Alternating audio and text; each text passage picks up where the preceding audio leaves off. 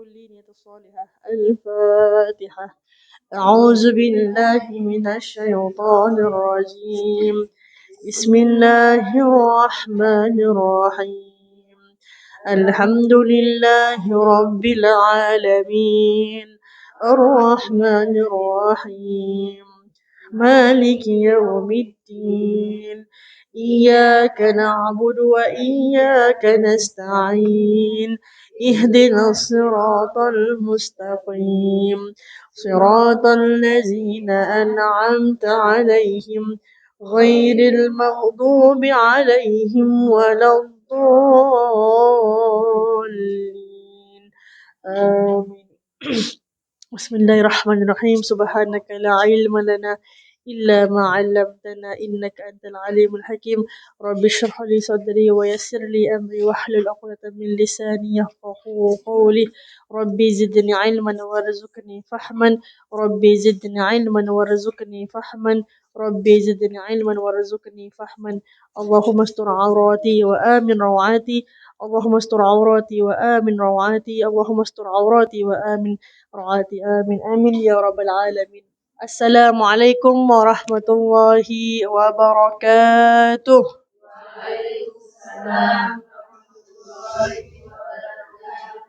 Alhamdulillah, makin lama makin banyak malaikat yang join kita. Alhamdulillah. Alhamdulillah. Itu kata-kata yang positif lah tak nak cakap-cakap yang tak baik lah. Tapi okey, insyaAllah tak apa. Siapa yang ada ni insyaAllah yang terbaik sebenarnya. Sebab kata Nabi Muhammad SAW daripada hadis riwayat Muslim, daripada sahabat yang bernama Muawiyah meriwayatkan hadis ni, katanya man yuridillahu bihi khairan yufaqihu fid din. Barang siapa yang Allah Subhanahu wa taala mengkehendaki kebaikan ke atas dirinya, Allah Subhanahu wa taala akan memberikan dia kefahaman dalam segi agama. Jadi siapa yang mendatangkan kita di sini sebenarnya? Allah. Siapa yang menggerakkan hati kita untuk ke sini? Allah Subhanahu wa taala. Secara paksa ataupun tidak, Allah Subhanahu wa taala yang memberikan kita rasa tu, perasaan untuk nak tahu, untuk nak belajar, untuk nak bersama-sama dengan kawan, untuk nak spend time setiap hari Ahad kalian di rumah Allah ni. Dan kalian semua sebenarnya istimewa. Istimewa di mata Allah Subhanahu wa taala. Do you feel that? Pernah tak rasa yang kita ni special? Pernah tak? Pernah rasa yang kita ni special tak? Ke saya hari-hari rasa saya special? Pernah tak? Kalau tak pernah, sekarang ni saya bilang, anda semua, ibu-ibu semua, setiap dari kalian semua istimewa. Di mata siapa? Di mata Allah Subhanahu wa taala. Kenapa? Sebab Allah pilih kalian semua untuk datang ke rumah Allah. Ni rumah Allah kan? Walaupun ni bukan dewan solat, tapi ni rumah Allah, part of rumah Allah. Kan? Untuk tak semua orang yang boleh pergi rumah Allah sebenarnya. Betul tak? Tak semua orang boleh pergi rumah Allah, kecuali siapa yang Allah izinkan dan benarkan untuk hati dia, kaki dia, badan dia, jasad dia datang ke rumah Allah. Kadang-kadang jasad dia datang, tapi roh tak datang. Kadang-kadang roh datang. Macam yang ni lah kat atas gambar ni kan. Roh datang, tapi tak ada jasad dia. Mungkin dekat online kan, roh lah, kira jasad tak ada, roh ada, insyaAllah kan. Tapi macam itu, maksudnya Allah pilih setiap dari kalian ni. Ini semua dah termaktub daripada zaman dulu lagi dah. Maksudnya sebelum kita dilahirkan pun, sebelum kita kerja dekat Singapura pun, Allah dah cakap, okey, pada hari ini sekian-sekian, ibu-ibu semua, this is the list of name yang akan hadir dalam kelas hari ini. Dan Allah inginkan kebaikan untuk semua yang hadir hari ini, termasuk yang hadir dekat online. Jadi kita kena rasa kita special. We have to feel that we are special. Ada tempat istimewa di sisi Allah, macam gitu. Kita rasa special sebab Allah nak kita feel that kita different from others. Bukan kita kata, lepas ni kita special tau, semua ni tak baik. Bukan gitu. Bukan untuk riak, tapi untuk naikkan semangat kita. Yes, memang Allah pilih aku untuk duduk dalam majlis ni. Tak semua orang yang Allah pilih. Cuba tengok kat luar tu. Banyak yang pergi mana? Yelah pergi, bukan maksudnya tu salah tau, tidak. Tapi kan Allah kata Nabi Muhammad, man yuridillahu bihi khairan, maksudnya siapa yang dikehendaki oleh Allah akan kebaikan ke atas dirinya, yufaqihu fiddin, Allah akan berikan dia kefahaman dalam segi agama. So kita kat sini nak faham apa? Faham agama ke, suka-suka ke sebab Ibu Amy dengan Ibu Boni paksa? Tak ada kan? Tak ada paksaan dalam agama kan? La ikraha fiddin. Memang datang dengan sukarela, datang dengan memang suka nak datang lah. Jangan rasa paksa sebab saya buat suruh datang. Saya tak paksa pun datang sebenarnya. Tapi kalau datang, bagus, Alhamdulillah. Kalau hatta, na'udzubillahi min zalik lah, ataupun tak kisahlah. Kalau satu orang pun yang hadir hari ni, contohnya, saya tetap akan kat sini. InsyaAllah. Sebab tujuan kita bukan nak bermegah-megah, bukan untuk nak cakap kita ramai murid ke atau kita ni paling pandai, tidak. Tujuan kita nak faham agama, nak share agama, nak kita sebarkan dakwah. Itu tujuannya. Boleh? Itu mukadimah lah. Ada sikit berapi sikit, tapi insyaAllah untuk kita motivasi. Boleh? Okay, insyaAllah. Makin sikit ni bagus sebenarnya. Lagi kita boleh, energy kita. Energy makin dekat sebenarnya. Kalau banyak orang, dia macam, kesana ke sini kan. Dekat sikit dia punya energy is saling memantul. InsyaAllah. Okay. Saya akan sambung bab khauf dan rojak. Sebab dah lama sangat ni tinggalkan. Kan? Dah berapa? Rasa macam dah sebulan gitu. Kan? Rasa macam sebulan gitu tak? Betul sebulan sebulan tinggalkan Qabul Salim ni. Jangan, hopefully walaupun tak ada ceramah lah, tapi baca-baca lah selalu kat rumah. Sebab dalam agama Islam ni, dalam ilmu agama ni, tak boleh tinggalkan sebenarnya. Jangan tinggalkan. Satu hari pun tak boleh. Sebab takut nanti senang untuk masuk benda-benda yang tak baik. Paling kurang 3 hari. The maximum untuk tidak membaca perkara-perkara yang berkaitan agama. Tapi kalau boleh, jangan tidak lah. Setiap hari kita at least dengar ke, at least kita ikuti kelas online ke, baca buku agama ke, at least. Ya. Okay, insyaAllah kita mulakan. Bismillah. Pengertian khauf. Okay lah, sebab kita dah sebulan kan, nak test pun, alamak, ustazah ni. Adakah sebab kena test, itu semua dah lari ke? Bukan kan? Jangan macam gitulah. Itu bukan test yang periksaan. Tidak. Bukan test yang macam gitu. Nak tahu je apa yang kita faham. Tak ada yang betul, tak ada yang salah. Nak tahu apa yang kita faham. Boleh? Jadi saya tanya-tanya boleh ya? Makin sikit ni makin senang ni. Nak tanya sebab sikit orang je kan? Siapa yang saya kenal nama tu tahulah siapa nama-nama yang saya kenal. Ada list tak nama? Jadi tak kesian pula orang yang selalu saya asyik Cik Siti je saya sebut nama Nama pun saya kenal kan. Ada tak nama? List nama. Ada gula-gula sekali. Itu untuk memang kat situ Memang meja tu kat situ. Oh. Tadi okay. Baik, boleh. Tanya-tanya je, tak ada masalah, boleh. Belum absen maksudnya? Absen dalam bahasa orang putih, dalam bahasa absen kan tak hadir. Tapi dalam bahasa Indonesia hadir. Absen. Maksudnya hadir. Belum daftar. Belum daftar lah. So tak datang lah maksudnya.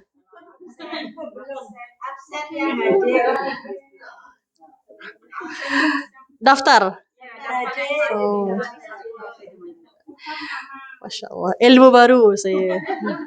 Sebab dalam bahasa English, absent means you don't come. Correct? Absent. Betul-betul. Absent. Okay. InsyaAllah. Okay. Belum tulis lagi Okay lah, saya nanti test tapi yang lain tulis boleh? Okay. Baik. InsyaAllah. Pertama sekali, apa itu khauf dalam kitab Qalbun Salim? Penulis menuliskan pengertian khauf itu adalah perasaan tidak tenteram. Ni saya recap balik Perasaan tidak tenteram ataupun bimbang terhadap sesuatu yang tidak disukai yang akan berlaku pada masa akan datang. Siapa kat sini tak pernah takut? Saya tak takut apa-apa. Siapa kat sini tak pernah takut? Hantu pun tak takut. Hantu takut dengan saya. Ada tak? Tak adalah. Kita mesti ada satu benda yang kita takutkan atau risaulah. Kita mungkin orangnya takut takut kena marah kan. Macam gitu. Ada yang takut takut terlambat kan. Takut dimarahi gitu. So kita adalah benda-benda yang kita rasa takut. Silakan. Ya. Dan selain daripada itu, takut juga merupakan kepedihan. Ya, dalam istilah lain, kepedihan atau terbakarnya hati. The burning, the what we feel inside our heart, the burning feeling, kerana memperkirakan akan tertimpa sesuatu yang tidak menyenangkan. Ni salah ni. Pada masa akan dating pula, akan datang. Salah pula. Ni apa pula? Siapa yang salah ni? Mesti saya ni kan. Siapa lagi kan? Dating pula. Fikiran dah ke lain dah. Astaghfirullahalazim. Taklah, dia autocorrect. Dia autocorrect. Jadi dia merupakan perasaan yang tidak tenteram atau bimbang. Itulah takut. Ataupun kepedihan dan terbakarnya hati kita. Kita rasa the burning sensation in our heart akan tertimpa, takut tertimpa sesuatu yang tidak baik atas diri kita pada masa akan datang. Kenapa? We feel scared. Contohnya, majikan suruh buat begini. Contoh, by the time I arrive home, you must finish all of your chores. Contohnya, kan? Konon-konon English lah, kan? Majikan cakap English, kan? Kan gitulah. Jadi kita pun kena buat daripada jam ini sampai ni. Sekali kita terlupa nak buat satu perkara. Pernah kan terlupa? Apa kita rasa? Kita rasa relax ke? Takut kan? Kenapa takut? Sebab sudah diberi tugas, sudah diberi amanah gitu kan. Jadi orang yang memang betul-betul menjalankan tugasnya, betul-betul menjalankan amanahnya, dia akan rasa takut, confirm. Kecuali orang yang memang tak kisahlah. Alah, tak kisah kena marah pun tak apa. Tak ada orang gitu kan. Jadi kita ni mesti ada rasa takut. Sama juga dengan saya. Kalau kita ada diberi tugasan yang diperlukan untuk habiskan by hari tu contohnya, tapi terlupa nak buat, ataupun kerana banyak sangat tugasan sampai terlupa nak buat tugasan yang satu ni, kita pun rasa takut. Takut dimarahi, takut rasa tidak competent, tidak amanah, dan juga tidak competent, tidak macam not up to the standard gitu. Jadi kita pun tak nak orang rasa macam gitulah. So itulah namanya khauf. Dan kita merasa kepedihan dalam hati sebab takut akan dimarahi, takut dibuang kerja, takut akan kata-kata yang tidak baik kan. Kadang kita wanita ni kalau kena marah sikit kan, hatinya seperti tisu gitu kan. Senang gitu. Senang cair gitu kan. Senang bila belum marah lagi, baru muka saja garang kan.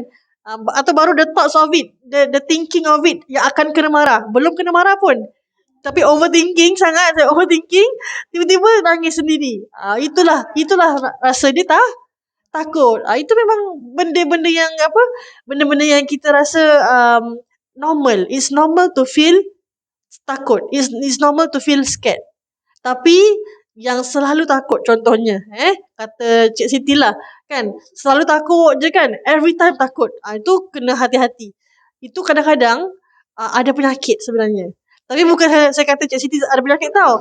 Maksudnya di sini ada orang dia memang sikit-sikit dia takut. Itu kesian. Dia tak boleh control takut dia. Dia rasa macam everyone nak attack dia. Dia rasa everyone ada something. Attack tu maksudnya nak serang dia lah gitu. Macam ada orang tak suka dia gitu. Every time dia rasa macam gitu. Dan dia takut-takut dengan orang. Dia takut-takut kalau gini. Takut-takut sikit-sikit takut-takut kan. Itu ada orangnya perlu di counselling sebenarnya. Perlu menjalani something. Jadi itu perkara yang lain. Yang penting semua tahu apa tu maksud takut. Tahu ya? Takut tu apa? Okey. Yang ini saya akan skip sebab saya akan cakap sekali lalu saja. Pembahagian khauf menurut ulama ada 4. Satu, khauf tentang ibadah. Satu, khauf tentang syirik. Satu, khauf tentang maksiat. Dan satu, khauf tabiat. Tabiat pun boleh, tabiat pun boleh. Saya pun tak pasti kenapa orang-orang kita suka cakap, kau ni dah buang tabiat ke? Padahal itu macam kebiasaan kan. Pada kita rasa macam kasar. Tapi dalam segi bahasa, itu normal kan. Tabiat.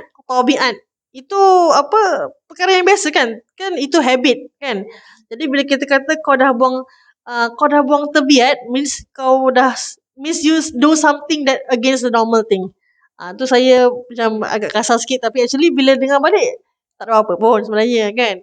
Jadi khauf ada 4 perkara tentang ibadah, syirik, maksiat dan tabiat ataupun tabiat.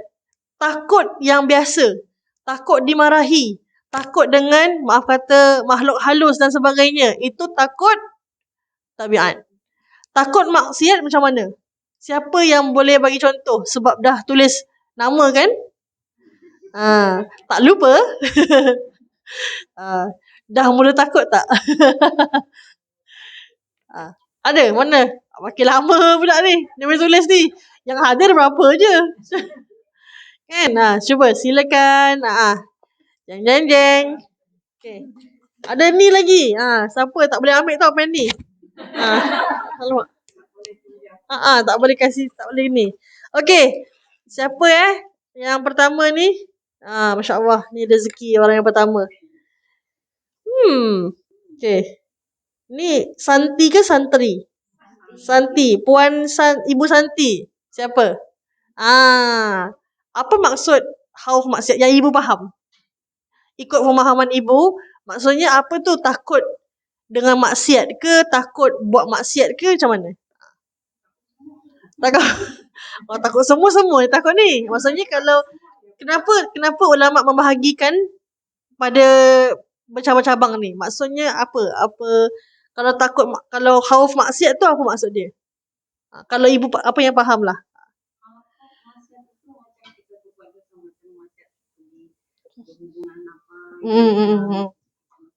Maksudnya takut untuk melakukan perkara begitulah. Okey. Itu ikut pemahaman ibu Okey lagi? Ya. No. Tak satu-satu je yang khauf maksiat. Itu yang ibu faham Okey. Boleh? Betul juga? Betul? Alhamdulillah. Itu maksudnya betul. Khauf maksiat means takut untuk kita nak melakukan maksiat itu. Takut untuk terjerumus dalam perkara-perkara yang keji. Itu namanya khauf maksiat. Takut untuk melakukan satu kerana that sesuatu boleh lead to maksiat. Contohnya, kita ada kawan berlainan gender. Kita ada kawan lelaki. Contoh dia ajak kita keluar. Kita tak nak keluar. Padahal dia cuma ajak keluar saja. Tak ajak buat apa-apa. Betul? Tapi kerana kita takut dengan Allah, maka kita takut untuk nak keluar sebab takut buat maksiat. Betul tak? Itu namanya khauf maksiat. Okey. Khauf syirik. Ibu kini. Okey. Bukan ibu lah, mbak kan? sorry. Okey, mbak kini. Jadi apa itu yang apa yang ibu mbak faham tentang khauf syirik? Seperti perbuatan syirik tu seperti apa? Menduakan Allah. Betul? Kan? Menduakan Allah kan? Okay, jadi betul juga. Yes, correct. Mbak Kini mengatakan khauf syirik means tidak kita takut untuk melakukan perkara-perkara yang boleh jatuh kepada dalam akidah kita. Kita merasakan ada Tuhan lain selain daripada Allah Subhanahu Taala. Itu betul. Alhamdulillah. At least I get what you faham tau. Tak semestinya kena ikut apa yang saya katakan. Tidak. Tapi at least saya faham apa yang disampaikan, dan saya cuba ulah apa yang dalam pemahaman saya, insyaAllah. Khauf ibadah. Ini sebenarnya senang juga sebenarnya ni. Ini semua senang ni. Cuba sikit apa ni? Ibu ni Lasmi. Siapa? Ibu Lasmi. Okey, apa itu khauf ibadah? Yang ibu faham tentang khauf ibadah, takut ibadah. Takut untuk ibadah ke? Takut apa?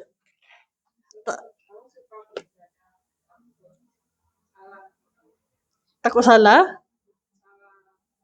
Tak apa, cakap je. Tak ada yang salah. Tak ada yang salah kat sini. Takut salah apa? Takut salah ibadah. Takut buat ibadah yang salah gitu. Okey, boleh juga, betul. Itu antara satu poin yang betul. Tapi ikut pemahaman saya, khauf ibadah maksudnya kita takut dengan Allah, sebab tu kita menambahkan lagi ibadah. Itu antaranya lah, betul juga sebenarnya. Takut buat salah ibadah pun sama juga. Itu pun termasuk takut dengan Allah. Jadi kita takut mengada-ngadakan sesuatu yang bukan dalam ibadah kita. Contohnya kita nak buat solat. Contoh tahu ada 5 yang rukun. Betul tak? Rukun ataupun fardu solat ada 5. Subuh, Zuhur, Asar, Maghrib dengan Isyak. Contohlah sekali ada satu orang datang. Kawan-kawan, ada satu lagi yang Allah tambahkan solat fardu selepas Isyak. Namanya solat malam contohnya. Contoh. Ada ke solat fardu yang namanya solat malam? Tu saya sebelum kita cakap betul adalah ataupun kita terus buat, kita takut dulu. Betul tak kita beribadah ni? Betul tak apa yang disampaikan? Jangan main-main buat je kan. So whenever that you receive from your handphone, ni paling, saya rasa handphone paling dia boleh menjadi sumber berlakunya confusion. Kita akan rungsing, akan pening, ataupun sumber kita punya jawapan. Nak tanya apa pun, just type Google kan. Type apa? Mana-mana lah apa type semua, dapat dia punya jawapan dia. Sekarang semua senang. At the tips of your finger. Maksudnya kat sini, tips, jawapan tu dekat tips tau. Tips tu sini tau. Dekat je jari saja ni. Jari jemari kita je. Nak answer, tu gitu je kan. Terus semua keluar. Betul tak? Yang baik ke, yang tak baik pun dia keluar. Tapi yang tak baik banyak keluar. Betul tak? Sebab tu yang banyak orang buat. Jadi kalau kita nampak benda-benda tentang ibadah, tentang akidah, tentang fikih yang kita kurang pasti, tanya orang yang lebih arif. Tanya orang yang lebih tahu. Jangan kita buat perkara-perkara yang kita sangkakan itu ibadah, tapi sebenarnya bukan ibadah. Itu bid'ah. Siapa kat sini tahu apa betul makna bid'ah? Ma makna bid'ah dalam bahasa Arab? Apa maksud bid'ah? Apa?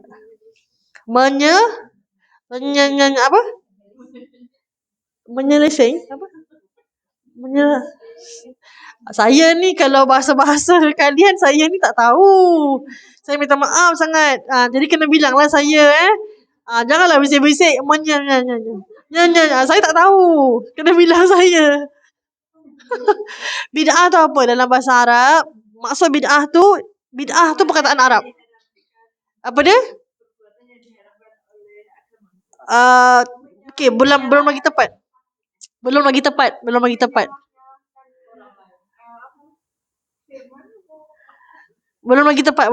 Bid'ah tu apa? Saya perlu satu I want that one keyword. Sesuatu yang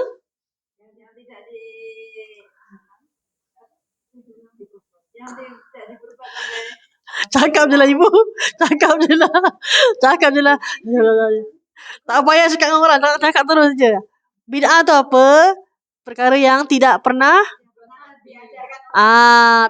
diajarkan. Perkara yang baru, contohnya perkara yang diada-adakan. Itu namanya bid'ah. Sekarang ni saya nak tanya, siapa kat sini buat bid'ah? Angkat tangan. Siapa kat sini buat bid'ah? Angkat tangan. Tak terasa. Masya Allah. Okey, saya tanyalah. Tak buat bid'ah kan? Saya tak pernah buat bid'ah. Contoh kan? Tak pernah buat bid'ah. Betul Saya buat bid'ah. Saya sendiri buat bid'ah. Saya bilang saya buat bid'ah. Semua terkejut. Ada live lagi kan? Nak kena disclaimer. Maksudnya saya sendiri buat bid'ah sebab contohnya ada tak zaman Nabi mikrofon ni? Tak ada. Bid'ah tak? Bid'ah. Tapi bid'ah yang diperbolehkan. Ada dua type of bid'ah. Dua bahagian bid'ah. Bid'ah dalalah, maksudnya tak boleh kita buat. Dengan bid'ah hasanah, bid'ah yang boleh, baik kita lakukan. Contohnya, bid'ah dalalah. Contoh dalalah, yes. Dalalah. Dalam bahasa Arab, bid'ah yang tidak boleh kita lakukan.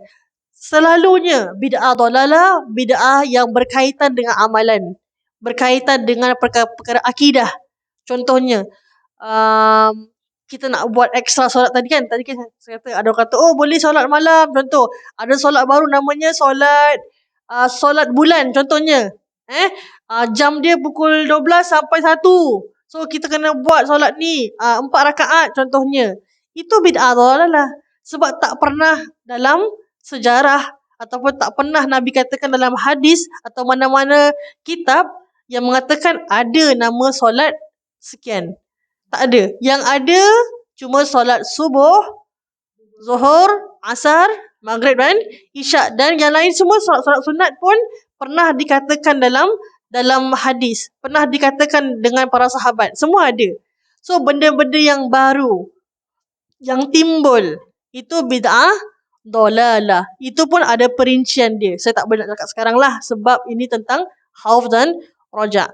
Tapi itu dalalah. Tapi kalau bid'ah hasanah contohnya seperti cermata. Dulu cermata tak zaman Nabi? Tak tahu kan? Pernah hidup ke zaman Nabi? Tak tahu. Jadi kita tak tahulah kan. So benda-benda yang baru, benda-benda yang kita tak pernah tahu akan ada ke, pernah ada ke zaman Nabi contohnya, itulah benda-benda bid'ah. Tapi ada benda yang bid'ah dalalah, ada bid'ah yang hasanah. Contohnya seperti yang sekarang ni lah. Recently, baru semalam ni. Contoh, kita baca Yasin. Betul? Rasa-rasanya pernah buat tak dekat zaman Nabi dulu? Agak-agak. Saya pun kurang pasti. Kan?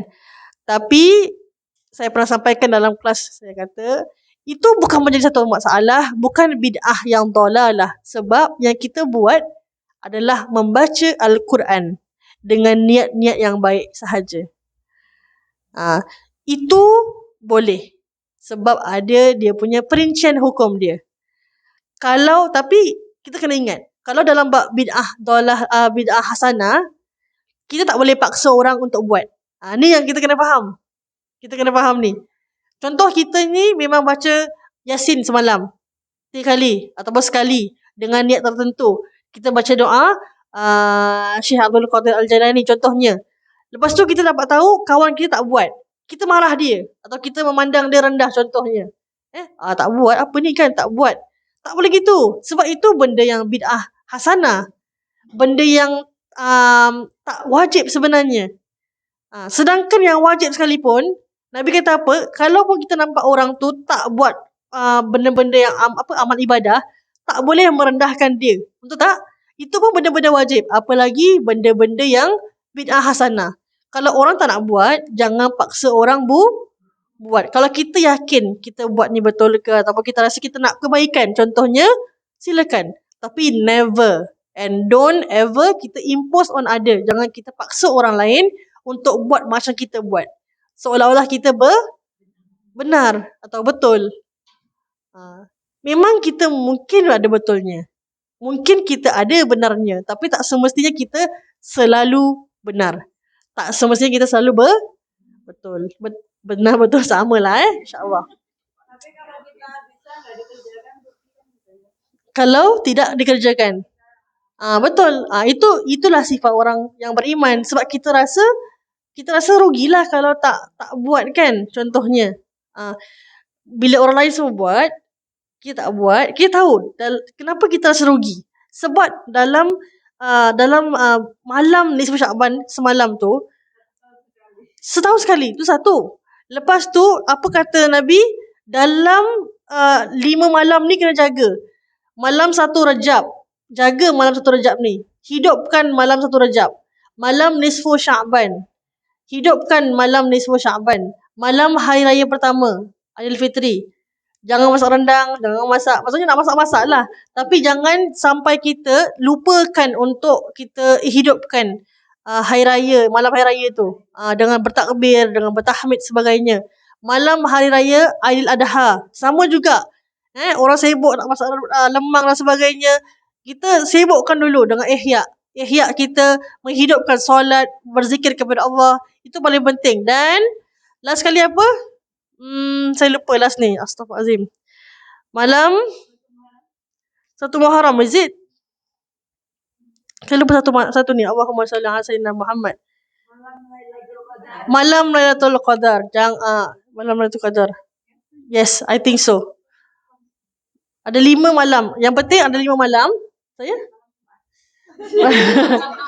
Sama. Lain macam je. Malam Jumaat Malam hari Jumaat ke? Ada 5 kan? Ada 5, betul kan? Malam Jumaat kan? Dia kata, malam saya lupa malam Jumaat ke malam Lailatul Qadar. Okey, yang penting ada 5. Yang penting ada 5 malam ni yang jangan kita ambil remeh. Sebab kata Allah, pada malam-malam yang Allah sebutkan tadi tu, 5 malam ni is very special because Allah akan kabulkan semua hajat-hajat hamba-Nya. Saya rasa malam hari Jumaat. Kan? Jadi 1 Rajab, malam yang Allah kabulkan doa. Semalam, malam nisfu Sya'ban. Bila kita baca doa, bila kita baca Yasin, bila kita minta ampunan Allah, agak-agak diampunkan tak oleh Allah? Agak-agak Allah dengar tak? Pasti dengar. Sebab apa? Allah kata Allah akan terima semua amalan kita pada 5 malam ni. Jadi that's why, kata Ibu Amy, sayang kalau tak buat. Sayang kalau kita rasa, yes, betul, correct, is true. So kita akan go through. Kenapa kita kena rasa khauf? Kenapa kita kena rasa rojak? Okey. Tak. Tapi kan kalau perbuatan yang baik awalnya harus dipaksakan, lama-lama terbiasa. Betul. Nanti kita akan ada that slide. Kenapa kena paksa? Okay. Walaupun dia terkeluar sikit daripada khauf dan rojak, tapi perlu untuk saya tentu. Boleh ya? Okey. Takut mengikut tahapan. Takut kita dengan Allah symbolize atau indicate atau menzahirkan bagaimana kita ni dekat dengan Allah ke tidak. Maksudnya kita punya hubungan tu dengan Allah, takut kita dengan Allah is how kita nak tengok sekarang ni, how kita takut dengan Allah dengan how dekat kita dengan Allah. If you are not near to Allah, you tak akan takut dengan Allah. Sebab you rasa Allah tu jauh. Kan? So you boleh bermaksiat lah. Tapi kalau you rasa, you kata yang Allah tu dekat dengan you, if you feel that Allah selalu dengan kita rasa kita nak buat maksiat tak? Tak kan? Contoh. Sekarang ni, okay. Sekarang saya kat sini kan? Saya kat sini. So semua orang nampak saya. Betul tak? Contohlah, ada tak satu orang daripada kalian yang nak diri dan buat benda-benda yang buat benda-benda yang merepek contohnya. Boleh tak? Sanggup tak? Rasa macam kelakar kan? Sebab apa? Sebab sebab saya nampak. Satu, sebab semua orang nampak. Betul tak? Itulah maksudnya takut kita. Maksudnya kalau kita rasa takut dengan Allah, kita akan feel that Allah always see us. So kalau kita tak rasa yang Allah tak dekat dengan kita, so kita boleh buat apa je yang kita nak. Itu namanya muraqabah. Nanti kita akan lanjutkan nanti. Siapa yang mengenal Allah, maka dia akan banyak rasa takutnya terhadap Allah Subhanahu Wa Taala. Kalau kita rasa kita ni hamba, kita pasti akan rasa takut sebab kita ni cuma hamba. We are nothing. We are nothing without Allah Subhanahu Wa Taala. Siapa kat sini yang dia kata, oh saya lahir terus besar. Saya lahir terus besar dah. Saya tak perlu ibu ayah saya dah. Tak ada Semua kat sini lahir memang dari baby yang comel kan. Semua baby comel kan. So macam gitu. Kita perlukan ibu ayah kita. Kita perlu disusukan. Kita perlu makanan dan sebagainya. So kita saling memerlukan. Kita lahir je memerlukan orang. Maaf kata kita meninggal perlu orang ke? Perlu. Pernah nampak tak mayat dia gali sendiri? Lepas tu masuk sendiri, lepas tu timbul sendiri. Tak pernah saya nampak. Kalau sinetron pun tak pernah nampak. So tak adalah. Memang hukum logiknya kita meninggal pun perlu orang tolong. So kenapa kita nak kena sombong? Tak payah sombong. Kita contohlah, kita boleh buat everything sendiri. Semua kita boleh buat sendiri. Kita boleh independent woman lah orang katakan. It's good. Yes, kita independent. Tapi kita kena tahu juga batasnya macam mana. Ada kalanya boleh sendiri. Ada kalanya kita perlu orang. Independent tu maknanya kita boleh bersendirilah gitu. Kita mampu untuk berdiri sendiri gitu. Okey, Rasulullah SAW berkata, aku lebih takut akan Allah daripada kamu. Sebab ada para sahabat pernah kata, sahabat datang kepada Rasulullah, ya Rasulullah, aku nak puasa seumur hidup aku. Kata Rasulullah, jangan macam itu. Puasalah selang-seli kalau nak. Ada yang kata, ya Rasulullah, aku tak nak kahwin, aku nak ibadah saja. Terperanjat lah, tak nak kahwin. Kita semua nak kahwin kan? Betul tak? Semendiam macam ni? Tak kahwin lah kan? Semua mesti nak kahwin lah. Siapa yang masih lagi orang kata, masih yang belum berpunya lah. Yang nak kahwin diam-diam je. Yang belum kahwin mesti nak kahwin lah kan?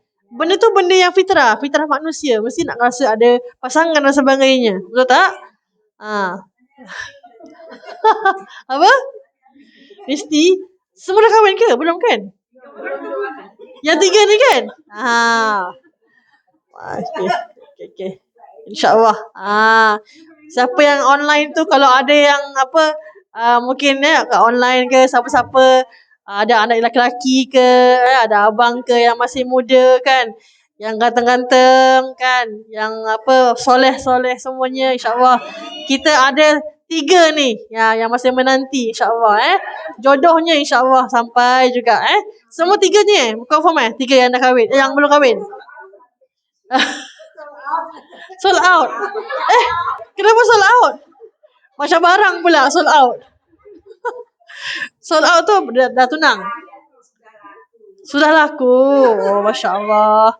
Alhamdulillah. Alhamdulillah. InsyaAllah lah. Siapa yang belum bertemu jodohnya, saya doakan semoga bertemu jodohnya.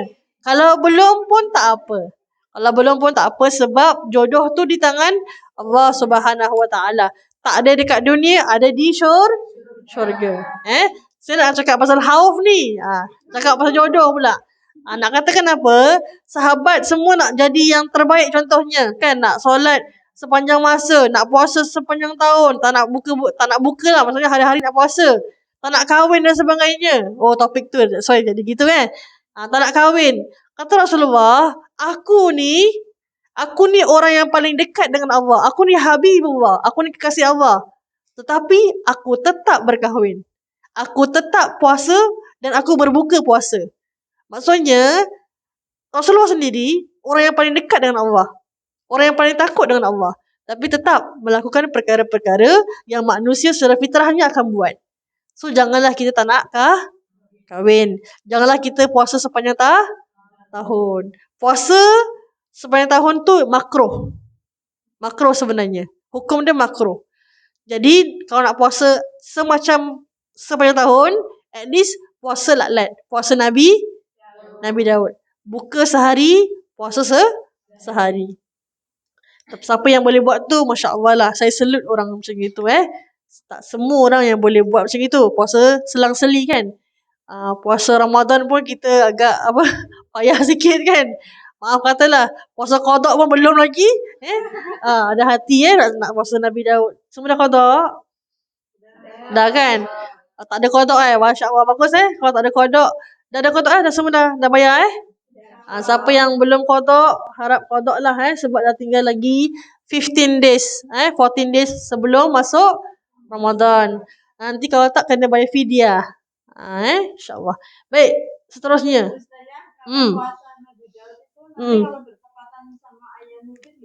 Boleh. Tak ada masalah. Sebab Ayyamul Bid hari-hari putih. Maksudnya 13, 14, 15 kan? Boleh, tak ada masalah. Maksudnya boleh gabungkan dua tu. Contoh? Boleh. Yes. So kalau you nak buat puasa Nabi Daud tapi bertepatan dengan 13, 14, 15 kan? So you buatlah 13, 14, 15, tak ada masalah. Itu boleh. Yang tak boleh is the whole month, the whole year. Itu tak boleh. Contohlah you nak buat puasa Nabi Daud certain hari, certain weeks. Cuma the week yang ada 13, 14, 15, that week you tak buat lat-lat. You buat terus 3 hari. Tu boleh. Seumpama hari ini puasa Nabi Daud. Besok 13, 14, 15 berarti 4 hari berturut-turut. Boleh, tak ada masalah. Tak ada masalah. Yang tak boleh apa? Sepanjang tahun tu tak boleh. Tu makruh. Faham tu? Faham tu adakah kamu semua faham? Kalau saya kata fahim tum, jawabnya fahimna. Itu dalam bahasa Arab lah. Feeling lah orang Arab sikit fahimna. Maksudnya kami faham. Boleh? InsyaAllah. Jadi takut tu ada 3 bahagian. Takut orang yang awam. Tengok muka orang ni. Kita nampak pun kita rasa sedih. Kita can feel that kesedihan. Sebab dia berdoa dengan sesungguhnya. Kan? Awak imagine orang-orang yang dekat Gaza tu. Orang-orang yang dekat Palestin tu. Dia kalau doa, makbul tu doa dia sebenarnya. Orang-orang kat sana. Kenapa? Sebab dia dikategorikan orang-orang yang dizalimi. So awak imagine, mereka doa, makbul terus. Apa yang mereka doa, kabul semua. Sebab mereka orang-orang yang dizalimi. Mereka ni orang-orang yang Masya Allah sebenarnya. Jadi takutnya orang awam tu takut yang biasa. Macam kita. Takut buat maksiat, tapi tetap buat juga. Tu orang biasa. Takut orang khawas, takut yang lebih berhati-hati. Tahu tak boleh nak buat maksiat, so dia hindari perkara-perkara yang boleh lead to maksiat. Boleh terperangkap, terjatuh dalam maksiat tu. Dia akan cuba elakkan. Takut orang khawasul khawas, ni takut orang-orang ulama, takut orang-orang yang hebat-hebat, takut orang-orang yang arif billah, orang yang kenal Allah. Dia tak akan buat dosa langsung pun. Hatta pada orang-orang yang kategori ni, pada dia dosa kecil tu is dosa besar. Untuk kita, dosa kecil tu dosa kecil. Boleh buat. Tak apalah, istighfar je kan. Kan istighfar tu menghapuskan dosa. Kan kita main dalil lah kan. Lagi dalil. Kita main dalil lagi bagus daripada Pak Kiai daripada Ustazah. Kita guna dalil tu Just nak justify kita punya stand gitu. Tapi taklah. Tidak untuk orang khawasul khawas. Pada mereka dosa kecil tu is dosa yang besar untuk mereka. Dan mereka akan betul-betul bertaubat kepada Allah Subhanahu Wa Taala. Contohnya cerita saya pernah ceritakan tentang Sayyidina Abu Bakar As-Siddiq kan. Dikatakan dipanggil, digelar sebagai rajulan bakiyun. Lelaki yang suka menangis, lelaki yang sering menangis. Maksudnya bila dia kalau solat di belakang Nabi membaca doa ataupun surah tentang perkara-perkara yang azab, dia akan nangis. Yang sesungguhnya. Tu dia. Tu Abu Bakar. Dia feel. Nabi baca doa, Nabi baca surah. Padahal surah tu contoh surah yang pada sahabat lain taklah menakutkan. Tapi pada Sayyidina Abu Bakar, hati dia terlalu lembut sampaikan dia akan menangis. Even the smallest thing. tentang Allah. Bukan tentang peribadi tau. Benda-benda peribadi dia tak akan nangis. Tentang Allah, the slightest thing, perkara yang kecil je yang menunjukkan keagungan Allah, azab Allah, kekuasaan Allah, dia akan nangis. Pernah dikatakan sahabat lalu dalam biliknya, nak masuk rumahnya. Tapi nampak Sayyidina Abu Bakar sedang duduk nak solat kan, tengah solat, dah habis solat, duduk dan menangis dan menunduk macam itu. Takutnya Sayyidina Abu Bakar Siddiq, sedangkan dia merupakan sahabat yang telah dijanjikan oleh Allah masuk syurga, kan? Dia tak pernah rasa yang dia tu dijamin oleh Allah. Itu yang kita nak sebenarnya, iman yang macam itu. Kata Nabi apa? Iman Sayyidina Abu Bakar, kalau dicampur semua iman-iman dalam satu dunia ni pun, atau dalam satu Mekah ni pun contohnya, akan lagi berat iman Abu Bakar As-Siddiq. Macam itu. Okay? Itulah takut orang hawas. Nak sampai macam gitu memang tak boleh lah. Tapi it's not impossible. Bukan impossible ya. Okay, next one. Takut adalah sifat yang terpuji. Kenapa? Sebab dia atau orang itu akan dapat hidayah. Bukan dapat hidayah perempuan atau wanita, tapi dapat petunjuk namanya, ya. Akan dapat rahmat. Bukan rahmat lelaki, tapi rahmat tu kasih sayang. Akan dapat ilmu pengetahuan. Yes. Akan dapat keredaan Allah, mardatillah. Itu yang kita nak sebenarnya. Tak guna kita hidup panjang. Tak guna kita hidup dalam kekayaan contohnya. Tapi Allah tak pernah redha kita. Contoh kita hidup. Siapa nak kat sini nak hidup 100 tahun? Siapa nak? Semua nak kan? Siapa nak kat sini nak hidup lagi lama daripada 100 years? Everyone want to live longer. Why? Because if we live longer, kita boleh banyak ibadah. Tapi itu hati orang beriman. Means kita nak benda tu sebab kita nak dekat dengan Allah. Tapi untuk orang yang tidak beriman, dia nak live longer because nak harta, nak tahta, nak kerjaya semuanya. Tapi dia lupa nak kejar keredaan Allah. Itulah orang-orang yang tidak meletakkan Allah sebagai nombor satu dalam hati dia. Ya. Next, siapa yang takut akan dapat pertolongan Allah dan selamat dari azab serta mendapat ganjaran yang besar. Nak habis insya-Allah. Okey, jom kita baca sama boleh? Surah Al-Anbiya ayat 90 boleh? Ba'da a'udzubillahi minasyaitonir rajim. Rahmanirrahim. Innahum كانوا يسارعون في الخيرات ويدعوننا وكانوا لنا خاشعين. Sadaqallahul Azim. Sesungguhnya mereka selalu bersegera dalam mengerjakan kebaikan. Siapa itu mereka? Dan mereka juga berdoa kepada kami. Kami itu yakni Allah.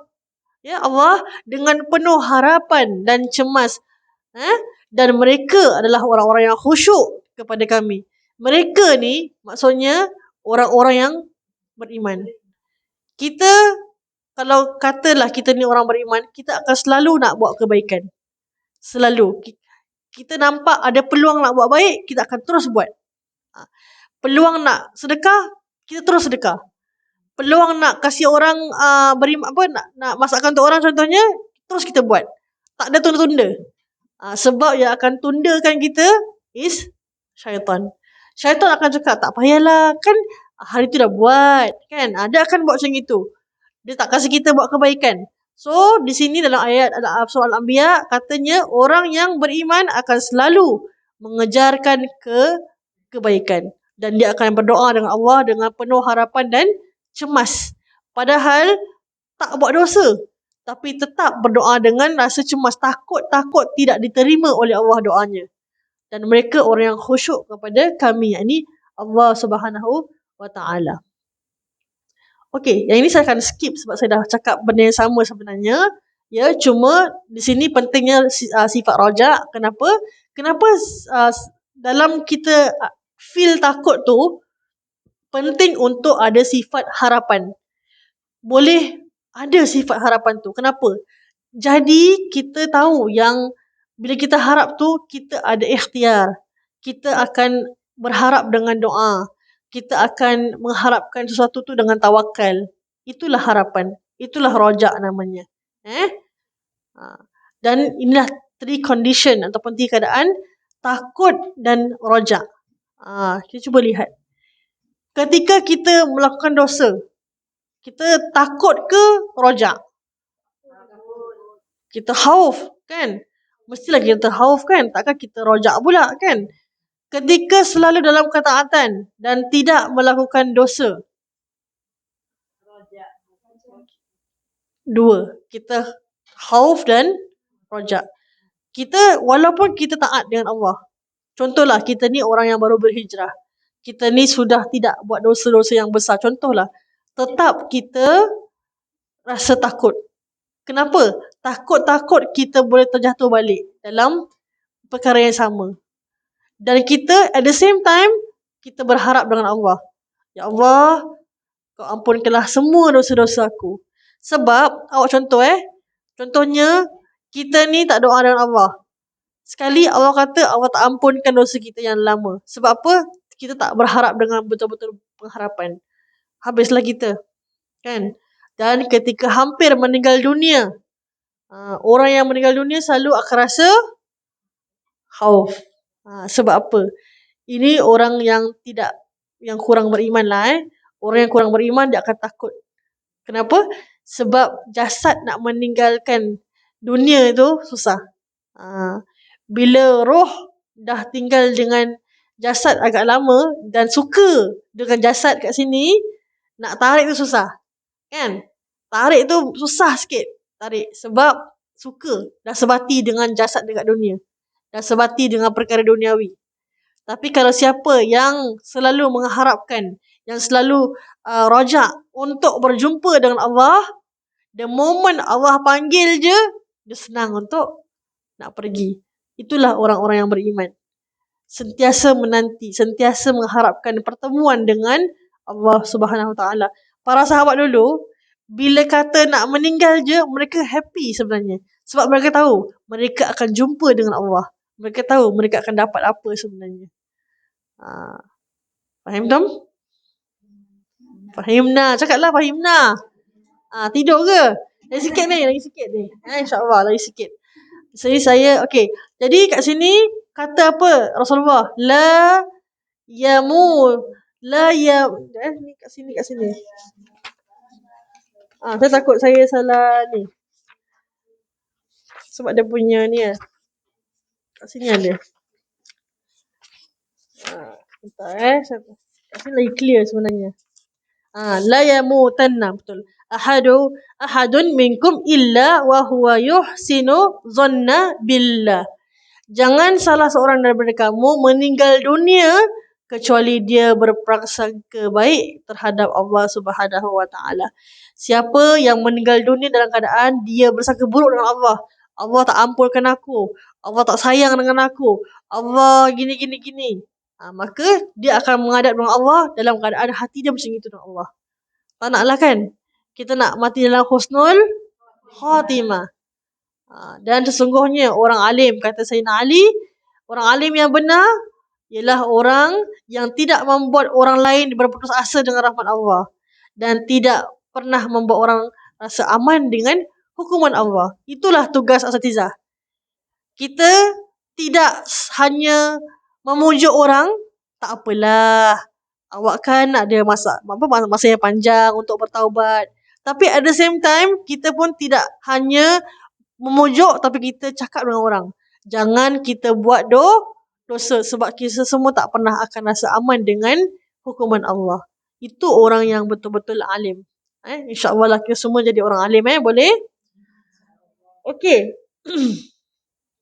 Ini sebenarnya tadi saya rasa ada kesalahan di sini. Kita go here. This is one of the last one. Boleh langkah-langkah untuk memperbaiki diri. Boleh? Kita ini tak ada dalam buku Yang pertama sekali, langkah-langkah dalam memperbaiki diri kita. Kalau kita nak, we want to repent, kita nak bertaubat, tak tahu nak start macam mana, ikut langkah ni. Yang mana Imam Al-Ghazali dalam Ihya Ulumuddin kitabnya mengatakan, siapa yang nak berubah, siapa yang nak dekatkan diri dengan Allah, buat benda ni. Pertama sekali, musyaratah. Letakkan syarat terhadap dirimu. Contoh, tapi syarat tu jangan terlalu yang tinggi-tinggi.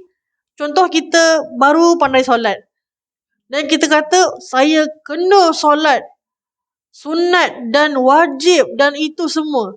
Kita akan rasa bosan. Kita akan rasa tak akan termampu nak buat semua. Maka untuk kita, contoh, kita tengok level kita. Contoh, kita orangnya suka solat. So kita boleh letak, okay, syarat saya rasa nak berubah kan, okay, saya cuba seminggu ni, sebulan ni nak solat penuh 5 waktu. Tak akan pernah ponteng, tak akan pernah rongak-rongak, tak akan pernah bolong, orang kata. Orang katalah. Cuba sebulan. Itu namanya musyaratah. Meletakkan syarat kepada diri kamu sendiri. Ini semua diri sendiri bukan untuk orang lain Maksudnya bukan kita letak syarat tu pada orang lain tau. Tidak. Kita sendiri, because kita nak berubah. Faham? Muraqabah maksudnya lepas kita letakkan syarat tu, kita pun buat. Okay, every day kita solat ikut waktu. Every day tanpa selama sebulan tu kita buat. Alhamdulillah. So at the same time, bila kita buat tu, kita rasa Allah sedang menyaksikan kita.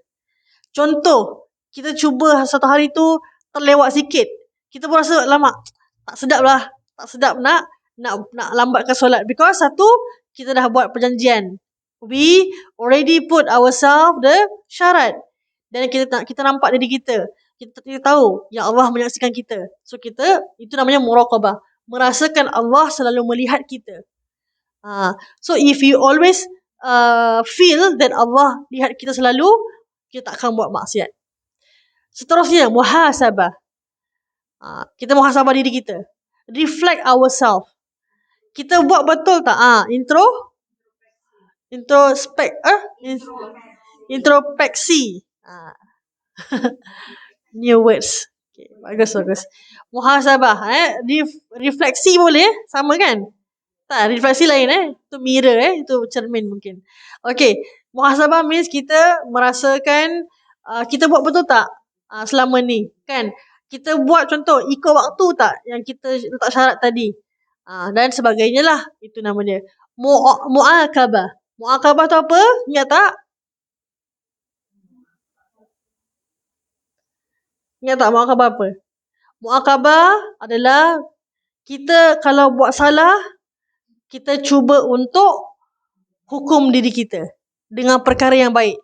Contohnya, okay, tadi kata nak solat 5 waktu kan, sebulan kan, tak tinggalkan. Kalau tertinggal, apa kita buat? Okay, kalau saya tertinggal 1 hari ataupun 1 waktu, saya akan derma dekat masjid. Itu namanya mu'aqabah. Meletakkan syarat, musyaratah. Tapi mu'aqabah means kita dah letak syarat tadi, tak buat apa jadi. Macam namanya macam menghukum diri, tapi dia bukan menghukum diri, dia meletakkan kalau tak buat apa akan jadi. Sebab kalau kita letak syarat tapi kita tak buat, bukannya apa jadi pun kan. It means tak ada mu'aqabah. Perlu kena ada mu'aqabah supaya kita rasa driven, motivated nak buat yang apa kita syaratkan tadi. Mujahadah seterusnya. Okey, dah tahu kan, kalau aku tak buat ni kan, alamak, nak kena derma pula kan. Habislah tak boleh shopping dekat Shein kan, contohnya. So kita pun mujahadah, kita cuba usaha tak buat yang kita kata tadi tu. Cuba nak on track, cuba sebulan tu tak miss solat. Itu namanya mujahadah. Last kali, mu'atabah. Kita tengok mana silap kita, perbaiki. Oh, aku solat waktu, ikut waktu. Cuma kadang-kadang aku solat ni baca Al-Fatihah tak betul kadang. Okay, perbaiki. So that is the cycle of a human being, of a hamba, of a abdun. Dalam bahasa Arab, abdun tu hamba. Ya, seorang hamba tu perlu lalui semua ni kalau nak berubah. Kalau cuma letak syarat saja, okay lah, by the end of the year, saya nak jadi orang baik. Tapi tak ada usaha, tak ada ikhtiar, tak ada khauf, tak ada rojak, tak akan jadi apa-apa. Okay. Takut yang paling minimal adalah dia meninggalkan dosa dan berpaling daripada dunia. Itu paling minimal. Maksudnya kalau betul takut, dia tak akan buat dosa dan dia tak akan tertarik dengan dunia. Tapi yang paling sempurna adalah takut yang mana dia tinggalkan dosa dan dia zuhud terhadap dunia. Dia ambil sikit saja dekat dunia. Dunia kasih banyak, dia ambil sikit. Contoh orang yang zuhud. Contoh. Saya kasih semua dekat sini. Okay, saya bukan sinilah. Saya letak kat sini. Contoh I put here. Okay. I put here $1,000.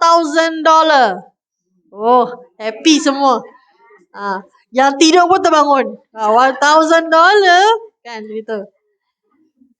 Untuk tahu orang yang zuhud ke tidak, saya akan bilang, okay, I put here $1,000. You can take whatever you want. No need to discuss how much you want to take, how much you want to take. Tak payah nak kira-kira semua sama rata, tak payah. Apa yang kamu nak ambil, kamu ambil. Saya kata, I give you 1,000, apa yang nak ambil, ambil.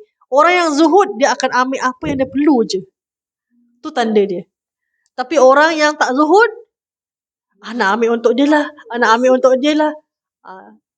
Patah balik, ambil lagi. Kan? Patah balik, ambil lagi. Macam gitu. Itu orang tak zuhud. Faham ya? Orang zuhud ambil sekadar apa yang dia perlu. Tapi kalau contohnya awak ambil yang awak perlu, tapi dunia kasih lebih, contohnya. Saya nak kasih lebih, contohnya. Janganlah awak kata, oh saya zuhud. Saya zuhud, jangan kasih saya. Contohnya, kena marah saya pula Tak, kalau itu maknanya kalau dunia kasih, ambil je. Ambil rezeki, yes. Cuma orang zuhud takkan cakap dia zuhud. Orang zuhud takkan cakap dia zuhud. Dia cuma akan ambil dan dah. Dia diam-diam. Alhamdulillah. Rezeki, nak lagi kasih? Okey, ambil lagi. Kan? Sebab kadang-kadang dia ambil, tapi bukan untuk diri dia. Dia kasih orang lain. Itu pun zuhud sebenarnya. Cuma tadi tu mungkin dia ambil lebih-lebih sangat. Kan? That's why. Okay, last kali. Jom sama-sama kita tutup majlis ni dengan kita iktiraf kepada Allah. Boleh? Siapa tahu nasyid ni ataupun siapa tahu syair ni? Tahu tak? Okay, jom sama-sama boleh? Okay.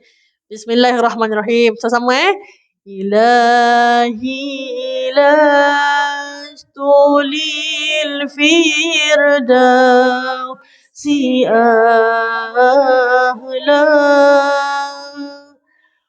wala aqwa ala naril jahim فهب لي توبة واغفر ذنوبي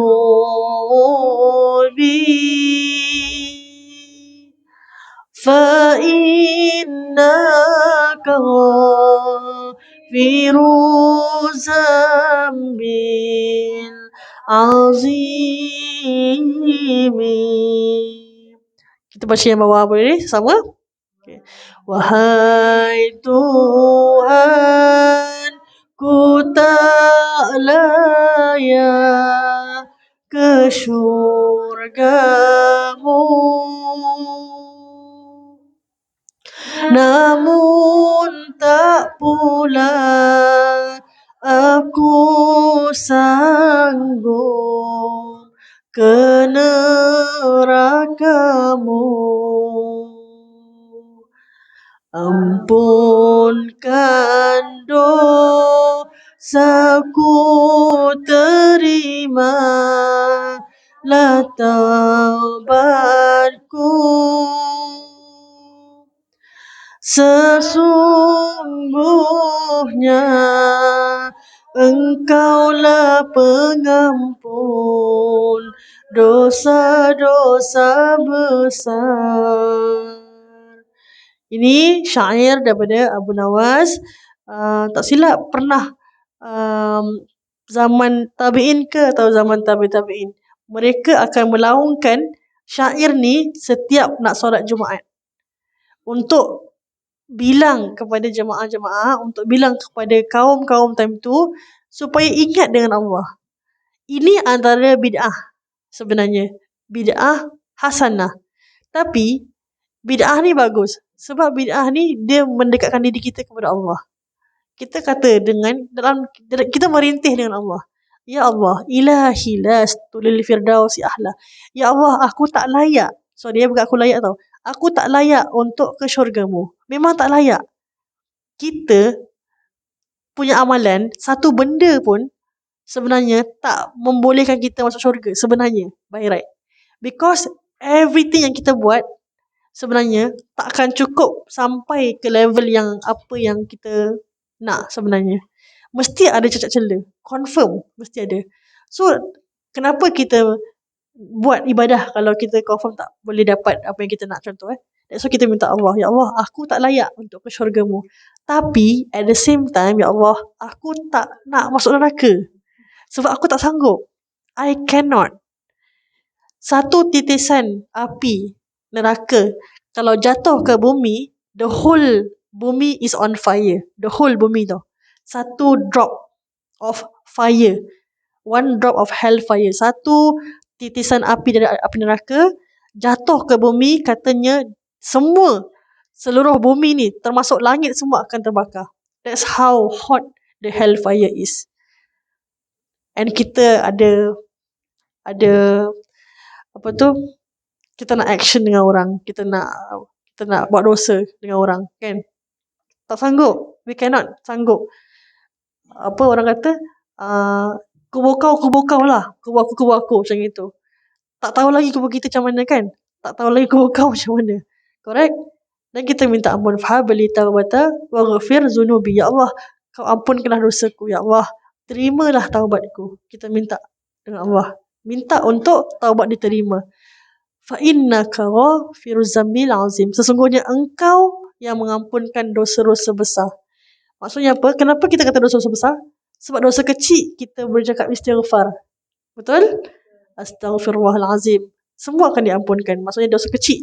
Tapi dosa besar cuma Allah Subhanahu Wa Taala yang Maha mengampunkan. Kalau tak dengan Allah, siapa yang boleh maafkan? Tak boleh. So nanti kat Yaumil Mahsyar, bila Allah panggil nama kita, contohnya, Ya Siti Zubaidah binti Muhammad. Saya punya nama tu. Awak imagine. Siapa nama penuh ibu? Amy? Amy Rahayu? Amy Semi Rahayu. Amy Semi Rahayu binti Ramlan. Ya Amy Semi Rahayu binti Ramlan. Contoh. Awak imagine. Try to imagine yourself. Sekarang ni Allah panggil nama you penuh. Allah kata ke depan. Hulurkan tanganmu untuk dapat kitab. Contohnya. Tangan kanan ke tangan kiri? Kita kata tangan kanan. Tapi hari tu tak tahu apa yang jadi. Boleh jadi tangan kiri kita yang angkat. The moment kita realise tangan kiri kita yang angkat, habis peluang kita untuk ke syurga. Habis. Sebab tangan kiri indicate kita akan masuk neraka. So sebab tu hati-hati. Hati-hati apa kita buat kat dunia ni. Boleh? Kita boleh ketawa. Yes. Saya memang buat ceramah atau saya buat kelas memang ketawa. Tapi kalau serius macam gini, saya akan cakap serius lah. Bab-bab tentang Tuhan, bab-bab tentang amalan ibadah, saya akan serius. Sebab saya nak at least kalaulah saya ni berdosa besar lah contohnya. Kalau saya ni tak dapat masuk syurga lah contohnya. Saya nak ibu-ibu semua tarik saya. Kalau boleh. InsyaAllah. Boleh InsyaAllah. Jom kita tutup majlis dengan tasbih kafarah. Subhanakallahumma bihamdika ashhadu an la ilaha illa anta astaghfiruka wa atubu ilaih. Bismillahirrahmanirrahim. Wal 'asr innal insana lafi khusr illa allazina amanu wa 'amilus solihati wa tawasaw bil haqqi wa tawasaw bis sabr. Amin. Saya doa apa?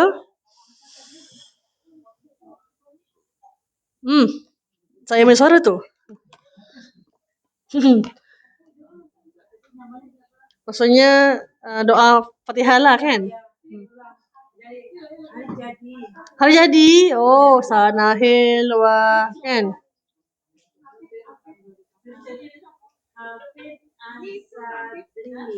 Alamak, ada boleh tulis dulu tak? Saya takut salah sebut nanti orang lain pula dapat dia punya pahala. Macam mana?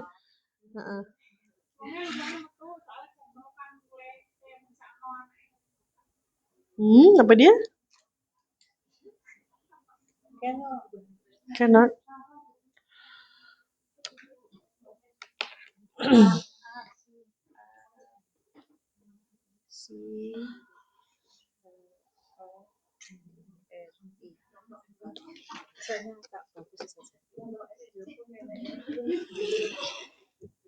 Hafid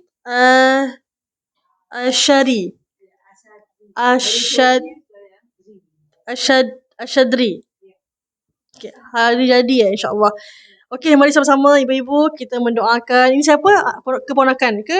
Adik ke? Adik. Adik kawan. Adik punya kawan ke?